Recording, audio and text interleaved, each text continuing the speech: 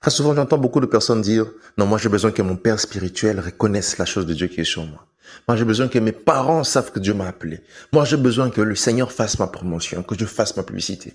En fait, beaucoup de personnes cherchent l'approbation au lieu de chercher à accomplir la volonté de Dieu, le plan de Dieu, la pensée de Dieu par rapport à eux, par rapport à leur vie, par rapport à leur ministère. Très souvent, l'approbation des hommes, frères et sœurs, ça peut vraiment te carter ou te refroidir dans la marche avec le Seigneur lorsque tes oreilles sont tout le temps vraiment focalisées à entendre ce que les gens vont dire, ce que les gens vont parler, ce que les gens vont vraiment argumenter à ton sujet. Et elle a un piège. Et ce matin, alors que je fais ma méditation matinale, je suis tombé sur un texte et le Seigneur m'a vraiment mis dans mon cœur cette pensée de vraiment partager ce texte à une personne. Et je prie au nom de Jésus-Christ que le Seigneur vous parle. Je suis dans Marc chapitre 3. Je veux paraphraser à partir du verset 1er jusqu'en bas. Alors je lis rapidement au nom de Jésus-Christ. Jésus entra de nouveau dans la synagogue. Il s'y trouvait un homme qui avait la main sèche. Ils observaient Jésus pour voir s'il les guérirait le jour du sabbat. C'était afin de pouvoir l'accuser. Jésus dit à l'homme qui avait la main sèche, « Lève-toi là au milieu. » Puis il leur dit, « Est-il permis les jours du sabbat de faire du bien ou de faire du mal, de sauver une personne ou de le tuer ?» Mais ils gardèrent silence. Alors, promenant ses regards sur eux avec indignation, et en même temps, affligé de l'endurcissement de leur cœur, il dit à l'homme, étends ta main. Il est tendu et sa main fut guérie. On voit ici le Seigneur en train de guérir. Super, il a été appelé pour ça. Et lorsqu'on descend à partir du verset 8, on voit qu'à cause de ce qui s'est passé dans son ministère, il y a beaucoup de personnes qui accouraient vers lui, voulant carrément se jeter sur lui parce qu'ils savaient que lorsqu'ils étaient au contact de lui, il dégageait l'onction qui guérissait. Waouh, il guérissait. C'est très bien. Et donc le Seigneur faisait ce pourquoi il a été appelé. Mais j'aimerais attirer notre attention sur le verset 21. La Bible dit, les parents de Jésus, ayant appris ce qui s'est passé, vinrent pour se saisir de lui, car ils se disaient, il est hors de sens. Waouh. Le même personne qui avait l'information sur Jésus, alors qu'il était encore bébé, avant même qu'il ne vienne dans le ventre de Marie.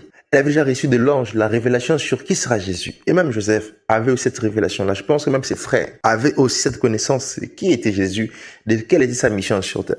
Mais bizarrement, alors que celui-ci est en train de faire ce pourquoi Dieu l'a appelé, les personnes qui sont censées donner de l'approbation, de la motivation, de l'encouragement, ces mêmes personnes-là, disent, bon voilà, lui là on dirait il est hors de sens. Apparemment ce qu'il fait là, sa tête, vraiment, il n'a pas de sa tête.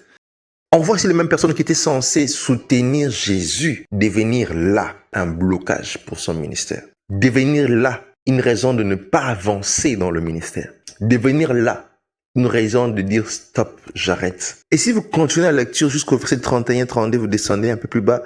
Alors que Jésus est en train d'enseigner, sa famille est venue. Sa famille se tient à l'extérieur. Ils envoient les gens appeler Jésus.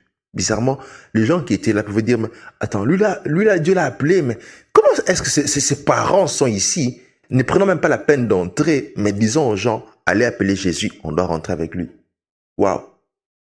L'approbation que tu cherches des hommes te décevra.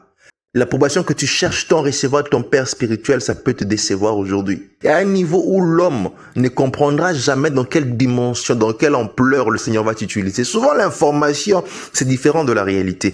Les gens peuvent avoir l'information sur toi, mais lorsque le Seigneur commence à utiliser ta personne, lorsque tu commences à opérer de grandes choses dans ta personne, souvent ce sont des choses qui embrillent, souvent ce sont des choses qui dépassent l'homme. Parfois l'homme se dit non, je ne pensais pas que Dieu peut l'utiliser comme ça c'est pas Dieu. En fait, l'homme lorsqu'il voit des choses qui le dépassent, il a tendance à directement l'attribuer à ce qui est négatif. Au fait, on ne connaît pas si bien que ça Dieu que parfois, lorsqu'on voit ses œuvres en action, on a l'impression que c'est le diable. Waouh, c'est compliqué.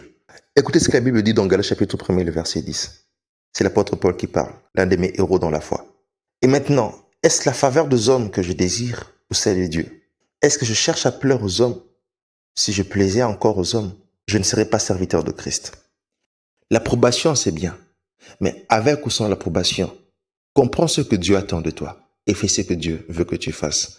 Même si tu avances seul, avance seul. Même s'il ne croit pas ton ministère, même s'il ne croit pas ton appel, même si tu es juge incapable, si c'est Dieu qui est derrière toi, mon frère, ma soeur, tu vas aller de l'avant. Et le même Dieu fera en sorte que leur opinion à ton sujet change. Il y a des approbations que tu auras aujourd'hui, il y a des approbations que tu auras demain.